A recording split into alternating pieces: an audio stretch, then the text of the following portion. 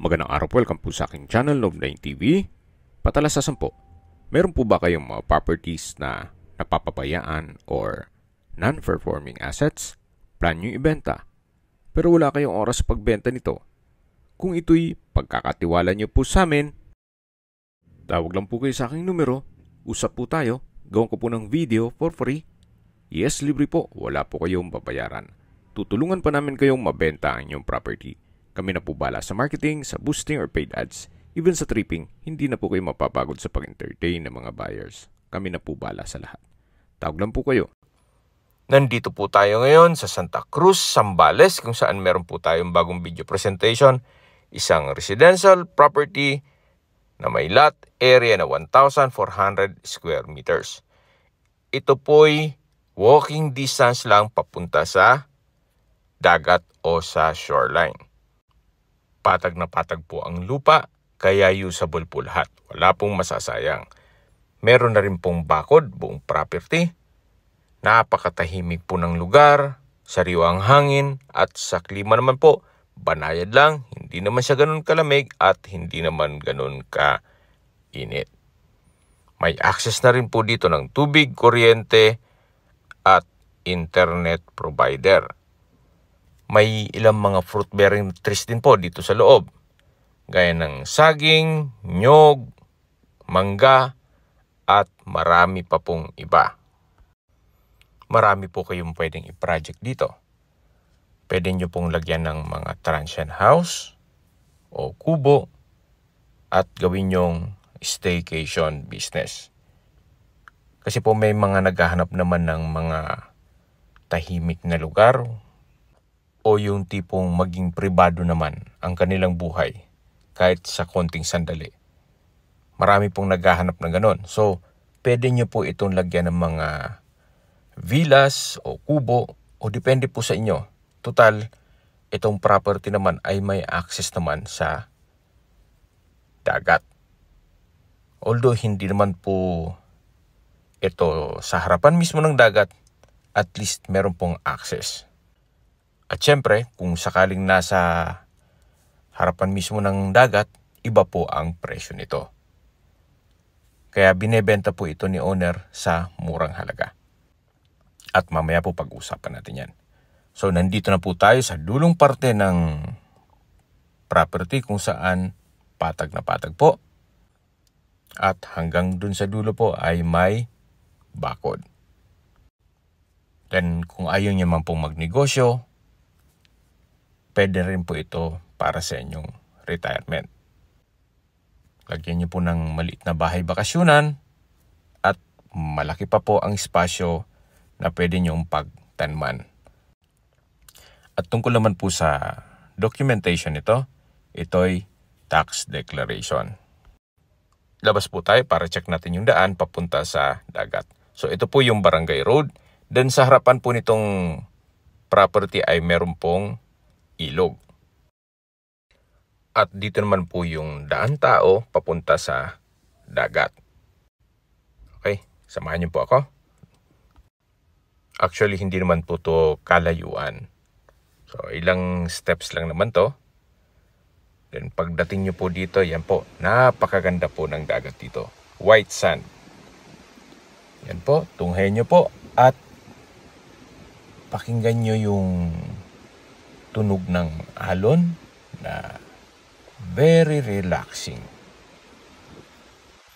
Well, kidding aside, kung sakaling may bagyo naman po, yung dito sa harapan ng beachfront na property ay yun ang magbablock sa inyo sa paghampas ng alon. So, safe na safe po ka dyan. So, ito naman po yung buhangin dito. Yan po, pinong-pino at puting-puti ang buhangin. Karamihan po sa mga beach resort kasi ay tinatambakan nila ng mga white sand pero sa ilalim, black sand. So, ito po, natural na white sand. Napakaganda po. Habang pinagmamasdan nyo po ito, summarize ko lang po sa mga nag-skip ng video. Ito pong property ay nasa Santa Cruz, Zambales. at may lot area na 1,400 square meters. Ang documents po nito ay tax deck. Dito po sa area ay may access na po ng tubig, kuryente at internet provider. Napakalinis po ng tubig. Ang property po ay along Barangay Road. Patag na patag, kaya usable po lahat. May bakod na rin po paikot ng property at may ilang mga fruit-bearing trees na rin po sa loob nito, gaya ng saging, mangga, nyog at marami pa pong iba. Okay, sa distance, location at travel time portion na po tayo. Mula dito sa property papuntang highway or Olongapo Bungalon Road, ang distance is 3.8 kilometers at ang travel time is 11 minutes. Doon po sa highway ay marami na pong bus na bumabiyaheng Santa Cruz, Zambales to Manila, vice versa. Kaya ito po ay accessible ng public transportation. Mula naman po sa public market o sa bayan ng Santa Cruz, ang distance is 6.9 kilometers at ang travel time is 18 minutes. Mula naman po sa ospital ng Santa Cruz, ang distance is 7 kilometers at ang travel time is 18 minutes. Yan po yung lagi kong binabanggit sa inyo na dapat nyong kinoconsider sa paghanap ng property, yung meron pong malapit na hospital. Hindi ko naman po sinasabing sakitin kayo, kundi yan naman po for emergency purpose lang naman. Okay, mula naman po sa Subic, ang distance is 122 kilometers at ang travel time is 2 hours. At kung manggagaling naman po sa Clark International Airport, ang distance is 212 kilometers at ang travel time is 3.5 hours. At kung manggagaling naman po sa Manila, ang distance is 276 kilometers at ang travel time is 5 hours and 22 minutes. Kaya please manage your expectation. Medyo mahaba-haba po ang biyahe. Kaya kung mag-set tayo ng tripping, meron naman pong mga hotel dito at beach resort na malapit dito sa property. Para hindi naman po kayo mapagod balikan. So, pwede naman po kayo mag-check-in. Okay, sa presyo na po tayo. Binebenta po ito ni owner sa halagang 2.5 million pesos at ito'y negotiable. Kung may mga katanungan po kayo, tawag lang po kayo sa aking numero. At sa mga kababayan naman natin nasa ibang bansa, meron po akong WhatsApp, Viber at Telegram. Same number lang po, 0917-316-3399. Sa mga nagtatanong naman po ng aming Facebook, meron po aming Facebook page na Nov9TV at Facebook Real Video. Meron din pong TikTok at Instagram. May ibang YouTube channel po kami, the Nov9TV channel, Nov9TV Listings, Nov9TV On The Spot, Nov9TV Updates,